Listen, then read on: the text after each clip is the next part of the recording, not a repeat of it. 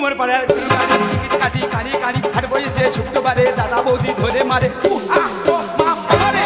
ধুমধারাকা ধাই কুড়ু কুটুম টান আমি টাকা দিয়েছি গো ঠেলে কোটিপতি হব বলে ভাগ্যেতে টাকা মেলে আনবো মোটর ভ্যানে ঠেলে নাম্বারটা মেলাবো আমি টাকলা গাবো নাম্বারটা মেলাবো আমি টাকলা গাবো 8টা বেজে গেলে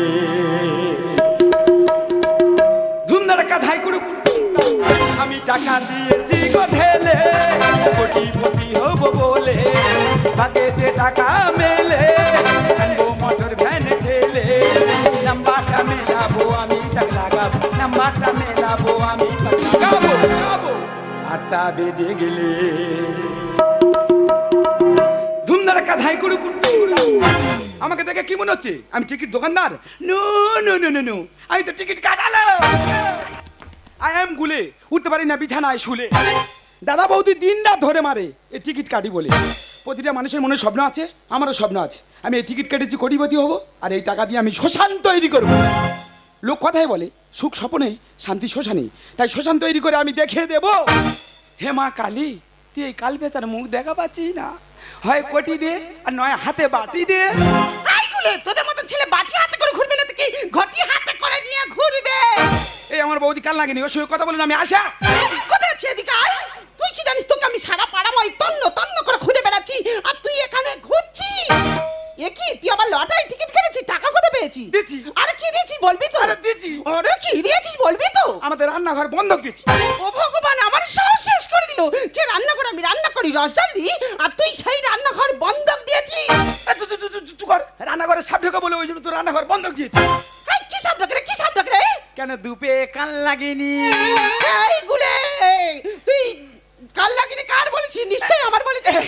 আমি তোর বলিনি, আমি তোর বলিনি। এই কাল লাগিনি কি পাছে?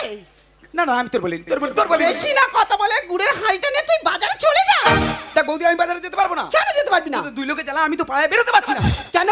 পাড়ায় বেরোলে সবাই আমার জিজ্ঞাসা করছে হ্যাঁ গুলে তো দাদা বৌদি প্রত্যেকদিন সন্ধ্যাবেলা কালো কাগজ মুড়ি দিয়ে ভ্যানে করে ওটা কিচের বস্তা নিয়ে যায় রে।